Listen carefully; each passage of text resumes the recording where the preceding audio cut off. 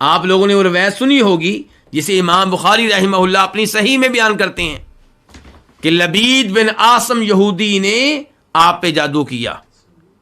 آپ کی کنگھی لی گئی اور کنگھی میں جو آپ کے بال موجود تھے وہ لیے گئے اور ان پہ جادو کیا گیا اور کنگھی اور ان بالوں کو نر کھجور کے خوشے کے غلاف میں رکھ دیا گیا اور ایک کنویں میں پھینک دیا گیا. کنویں میں پھینک کر اس کے اوپر پتھر ڈال دیا گیا. تو ہمارے نبی علیہ الصلوۃ والسلام پہ اس انداز سے انہوں نے جادو کیا. جادو کا اثر کیا ہوا؟ ام المؤمنین عائشہ فرماتی ہیں کہ آپ کے ذہن میں یہ بات آتی کہ آپ اپنی کسی بیگم سے تعلقات قائم کر چکے ہیں جبکہ آپ نے تعلق قائم نہیں کیا ہوتا تھا. اور یہاں پہ یہ مسئلہ بھی واضح کر دوں کہ جادو برحق ہے، جادو ایک حقیقت ہے. ہمارا ایمان ہے اس بات پہ کہ جادو ایک حقیقت ہے، ورنہ اسلام کی طرف نسبت رکھنے والے کئی ایسے گمراہ فرقے گزرے ہیں اور ان کے افکار سے متاثر کئی لوگ اب بھی موجود ہیں جو جادو کی حقیقت کا انکار کرتے ہیں، کہتے ہیں جادو کی کوئی حقیقت نہیں. ان میں سے مشہور فرقہ اور گروہ کون سا ہے؟ معتزلہ.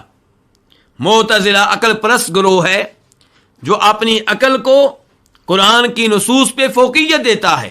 اور آج بھی جو لوگ اپنی عقل کو قرآن کی نصوص پہ فوقیت دیتے ہیں، ترجیح دیتے ہیں، انہوں نے یہی لائن اختیار کی ہے، اسی راستے کا انتخاب کیا ہے کہ جادو کی کوئی حقیقت نہیں ہے. جبکہ قرآن سے پتہ چل رہا ہے کہ جادو ایک حقیقت ہے، نبی علیہ الصلوۃ والسلام کی احادیث سے پتہ چل رہا ہے کہ جادو ایک حقیقت ہے، بخاری مسلم کی احادیث ہیں کہ ہمارے نبی پہ جادو کیا گیا ہے. ان لوگوں کے لیے مسئلہ یہ بن جاتا ہے، یہ کہتے ہیں کہ اگر ہم نے مان لیا کہ آپ پہ جادو ہوا تو پھر آپ پہ جو دین نازل ہوا ہے، آپ پہ جو قرآن نازل ہوا ہے، اس سے اعتماد اٹھ جائے گا. لوگ کہیں گے ان پہ تو جادو ہو گیا تھا، جو کلام یہ لے کر آ رہے ہیں ہو سکتا ہے وہ جادو کے زیر اثر ہو. جبکہ ہم کہتے ہیں آپ ہر چیز کو مانیں، یہ بھی مانیں کہ واللہ یعصمک من الناس، اللہ رب العزت نے آپ کو محفوظ رکھا. لیکن آپ کو محفوظ رکھا کس معاملے میں؟ کیا یہ عصمت عام تھی؟ نہیں، عام نہیں تھی. اسی لیے تو آپ کو ایسی بکری کا گوشت پیش کیا گیا جس میں کیا تھا؟ زہر تھا. آپ نے وہ گوشت کھایا، بعد میں آپ پہ وحی نازل ہوئی تو پھر آپ رک گئے، لیکن اس کا کچھ نہ کچھ حصہ آپ کھا چکے تھے.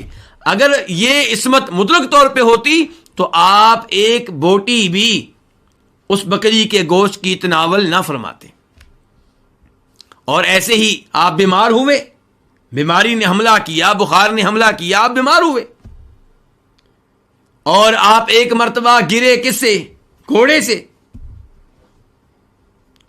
گھوڑے سے گرے تو آپ کو زخم لگے جس کی وجہ سے 1 مہینہ آپ نے اپنے گھر میں آرام کیا.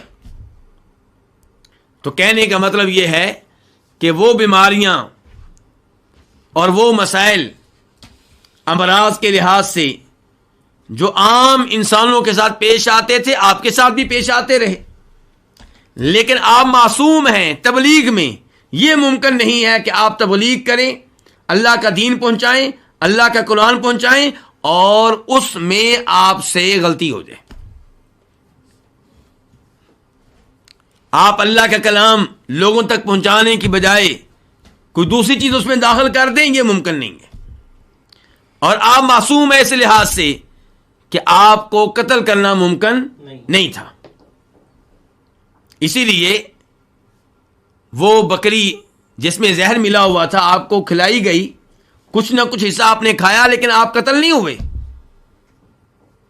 جب آپ کے فوت ہونے کا وہ وقت آیا جو تقدیر میں لکھا ہوا تھا اور قوت مدافعت کمزور ہوئی، تب آپ نے اس زہر کے اثرات کو محسوس کیا.